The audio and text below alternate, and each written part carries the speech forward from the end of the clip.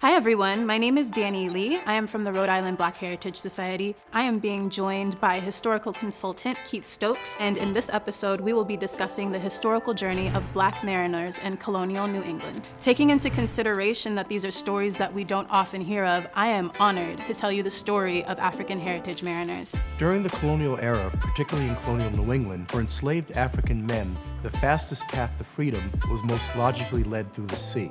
In looking at records of runaway slave advertisements, what we find is a significant number of African heritage peoples running away from places like New London, Connecticut into Newport, Rhode Island, or from Newport, Rhode Island into New Bedford or Boston, Massachusetts. Another thing that we find is that these African heritage peoples escaped enslavement and found liberation and autonomy aboard maritime vessels. And by the end of the 18th century and well into the 19th century, we now begin to see a significant number of the crew members of whaling vessels, China trade vessels, privateers, including African heritage men. And in fact, some historical documents find that in places like Newport, Rhode Island, nearly 20% of the crew were African heritage and indigenous men.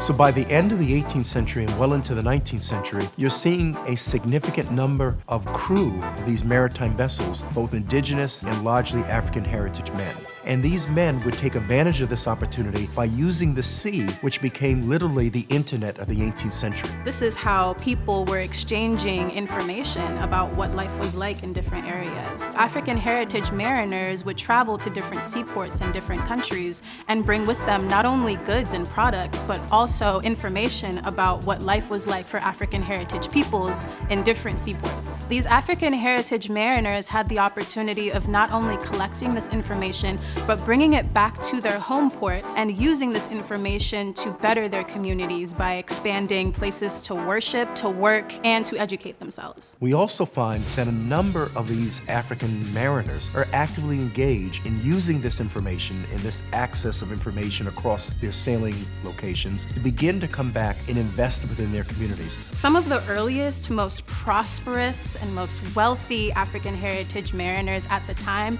resided on the seas of New England. And in particular, one name I can think of is Paul Cuffe. Paul Cuffe was born to an African enslaved father and an indigenous Wampanoag mother. Paul Cuffe would go on to become one of the most prosperous sea merchants of the 18th century, purchasing his own vessels and leading his own crew, majority of whom were, of course, African heritage and indigenous men. He would parlay this opportunity by not only using these funds to invest in additional businesses, but also to organize opportunities for formerly enslaved Africans to make a return to the motherland. For African heritage mariners in Rhode Island, they were largely situated in either the maritime communities of Providence, Bristol, or Newport. Many of these African heritage mariners had skilled trades such as rope making, sail making, and managing all aspects of the vessel. What's most important is that Providence, Bristol, and Newport, all three of those communities had vibrant 18th century free African communities. As these mariners were returning to Rhode Island and returning to Providence, Newport, and Bristol, they were returning not only with access to information, but they also returned with an opportunity to help further invest in those communities. In 18th century Rhode Island, particularly Providence, Newport, and Bristol counties, there existed African meeting houses, African schools, and African places of worship. In a majority of those places, primary members who kept those places running were African heritage mariners. Taking into consideration that these are stories that we don't often hear of, I am honored to be here today to tell you the story of African heritage mariners. To learn more through stories like this, check out some of our other videos.